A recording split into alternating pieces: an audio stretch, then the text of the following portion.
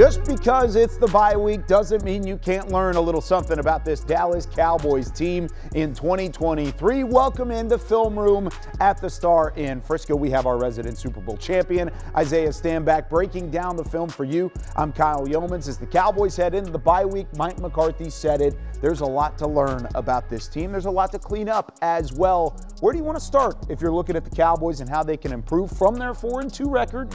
Feeling pretty good, but still a long way to go. Still a long way to go, Kyle, and you have to put all your focus right where everything begins. Where does every play start?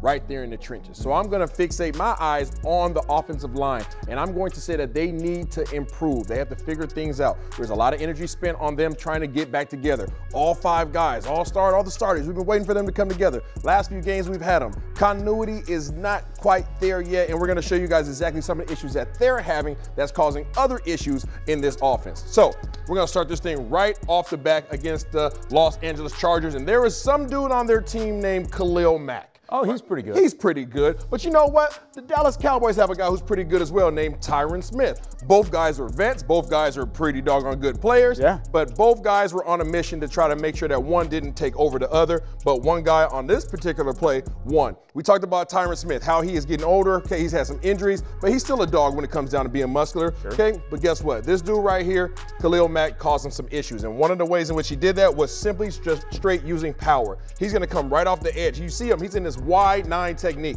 He's sitting about 3 to 4 yards outside of the tackle box, which is going to allow for him to get a running start. And when he gets his running start, I want you to pay attention to his leverage on contact. Coming off the ball, digging, pause it right there.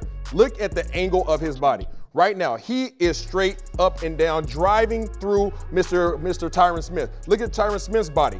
He is in a little bit of a V position, okay? His chest is way too high. You have somebody that's driving as if they just ran out of gas with their car. They're pushing their car. Tyron Smith is that vehicle, and he's going to push him right back into the lap of Dak Prescott. There is no quarterback. No quarterback. Pause it right there. This is where contact began, right here. Now, all of a sudden, we're about 6 yards away, and he has pushed him all the way into Dak Prescott's face. Now, Dak Prescott has to do something miraculous, tries to spin out of it, but he can't because it's Khalil Mack. He gets a big play, big sack. We have to be better when we're facing guys that are going to be bull rushing you, especially from those wide 9 techniques. They have a lot of time, a lot of space, and a lot of power that they're bringing upon contact. So that's overpowering Tyron Smith. Just that bull rush, that's pure strength on strength, and Tyron losing that battle significantly. You can see Tyler Biadasz in the middle there too, losing the battle to the other big-time edge rusher in Joey Bosa as well. But what happens when that continuity doesn't work out and you don't sort things out? So it's not necessarily always overpowering, but then it turns into movement and stunts and some of these other things. Yeah, well, you know, you talk about trying to do what's best for Dak Prescott, getting Dak Prescott on the go, right? Get him moving, get him out the pocket. He's best when he's throwing the ball on the go. Okay, so let's try to do that. But guess what? That's when you have a little bit of an issue with some of the young fellas, okay? You got big Tyler Smith, okay? He's been doing a great job, okay? Young fella, growing, learning this game, but Tyler Smith was not aware on this particular play. So as you try to come out on a motion where you're sending a play action with Rico Dowdle, okay, you're going to bring Dak Prescott out and get him outside the pocket. You would like for him to set up right here in the tackle box. You guys are going to see Tyler Smith. He's going to come over, okay? You're going to see Tyron Smith try to take over this block, but then once he figures out that he's safe, then he's going to peel back and set up right in front of Dak Prescott. Let's see how this was supposed to be and how it didn't be. Right here, pause it right here. Tyron Smith is coming inside. He wants to seal that, make sure that everything's good. Now, I want you guys to pay attention to where Tyler Smith's eyes are at. Right now, his eyes are way over here. Where do we need his eyes? Well, his eyes need to be right back here to ensure that there's nobody that's going to run through. You can't afford to have a run through on this play action pass. So you did not check your assignment before you decided to come out to your assignment number 2.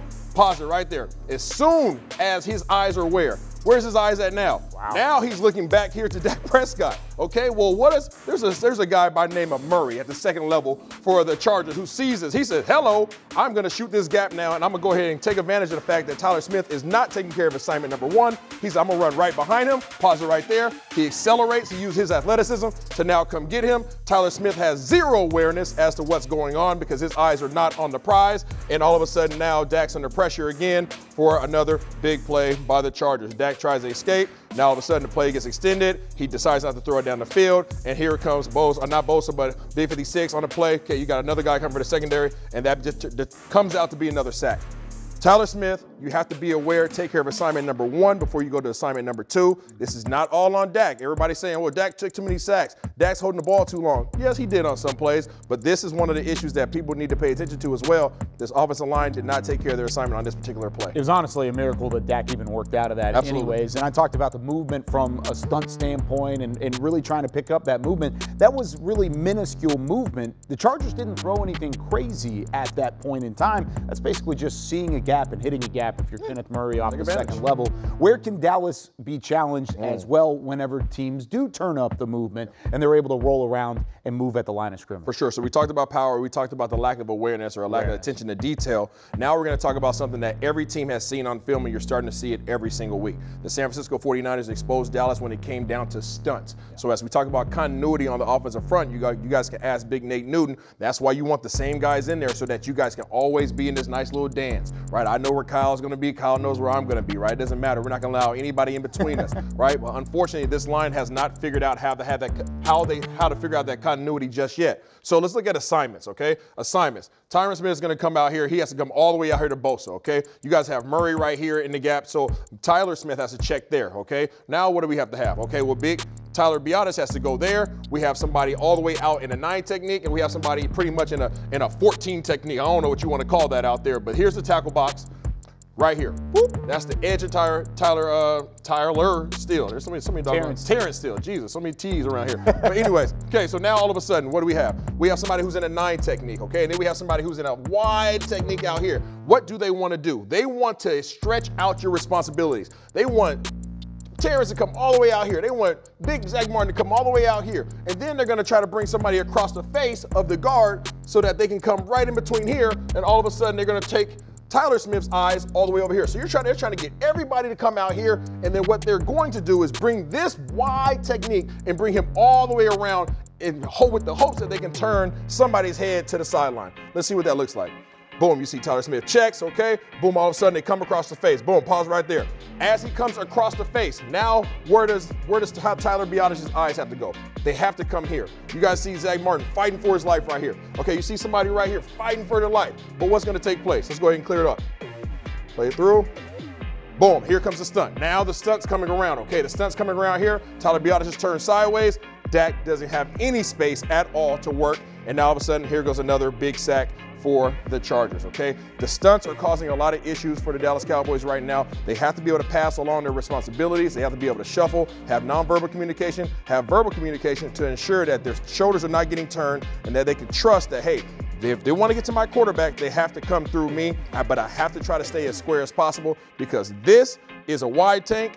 This right here creates a narrow seam for them to get to QB1. Yeah, that movement has always been something the Dallas offense has struggled with. It's something that the Dallas defense struggles with too whenever offenses have that movement, that eye wash back and forth, and that's certainly something that teams will try and throw the Cowboys' direction post-bye week. Oh, they've got a pretty good defensive front coming with the Los Angeles Rams on the schedule. It's only the best D lineman in the game. Yeah, Aaron Donald's on that defense. We'll be sure to break that one down too here on Film Room. For Isaiah Stanback, I'm Kyle Yeomans. We'll see you next time. Enjoy the bye week, everybody.